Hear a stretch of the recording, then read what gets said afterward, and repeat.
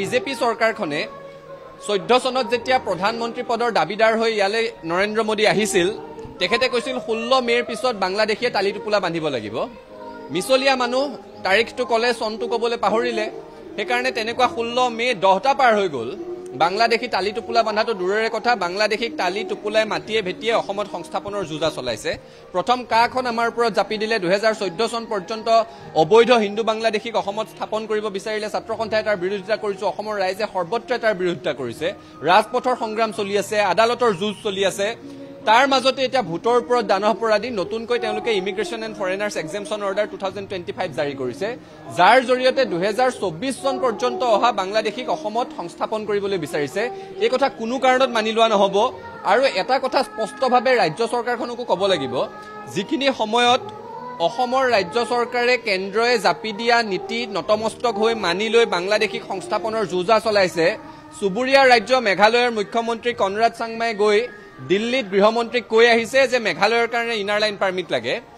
এই ধৰণৰ জাতিটোৰ হৈ চিন্তা কৰিবৰ কাৰণে অসমৰ নেতাসকলে কেতিয়া শিকিব কা জাপি দিয়াৰ সময়তো উত্তৰ পূৰ্বাঞ্চলৰ প্ৰতিখন ৰাজ্যৰ মুখ্যমন্ত্ৰীয়ে ৰাজনেতাসকলে শাসক পক্ষ বিৰোধী পক্ষ উভয়ে নিজৰ মানুহৰ হৈ স্থিতি ললে ৰাজ্যখনৰ হৈ স্থিতি ললে সেইকাৰণে উত্তৰ পূৰ্বাঞ্চলৰ ইনাৰ লাইন পাৰমিট থকা জিলাকে ৰাজ্যকেইখনো কাৰ আউটাৰ পৰা বাচি গল 6 শিডিউল থকাখিনিও কাৰ আউটাৰ পৰা বাচি গল আমাৰ অসমত কেখিনি সময়ৰ মুখ্যমন্ত্ৰী সৰ্বানন্দ সোণোৱাল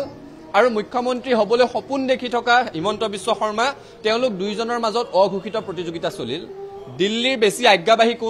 কোনে বেছি নতমস্তক হৈ কথাবোৰ শুনিব পাৰে আৰু সেই প্ৰতিযোগিতাত জিকিবৰ কাৰণে জাতিটোক তেওঁলোকে হৰুৱাই দিলে কাখন অসমত মানি ললে এতিয়া মুখ্যমন্ত্ৰীগৰাকীয়ে কৈ থকা দেখিছো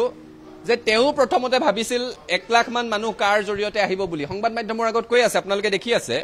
কিন্তু এতিয়া তিনিজনেহে নাগৰিকত্ব পালে কথাটো বৰ গৌৰৱেৰে কৈ আছে আমাৰ বুনিয়াদী প্ৰশ্নটো হৈছে 1 লাখ মানুহ আহিব বুলি যদি আপুনিও ভীতিগ্ৰস্ত হৈছিল তেতিয়া হলে কিহৰ কাৰণে দিল্লীৰ ৰঙাচকুৰ তলত তলমুৰ কৰি 1 লাখ মানুহ আহিব পৰা আইনখন আপুনি মানি লৈছিল 1 লাখ মানুহ কি কম মানুহ নেকি 1 লাখ বিদেশীক অসমত সংস্থাপন হ'ব পাৰে বুলি যদি আপুনিও ভয় খাইছিল আপুনি কিহৰ কাৰণে কাৰ সমৰ্থন কৰিছিল নে দিল্লীয়ে কথা যি কব তাকে তলমুৰ কৰি শুনি থাকিব লাগিব মেৰুদণ্ডহীন ৰাজনেতা নেকি আপুনি এই প্ৰশ্নটোৰ উত্তৰ দিব লাগিব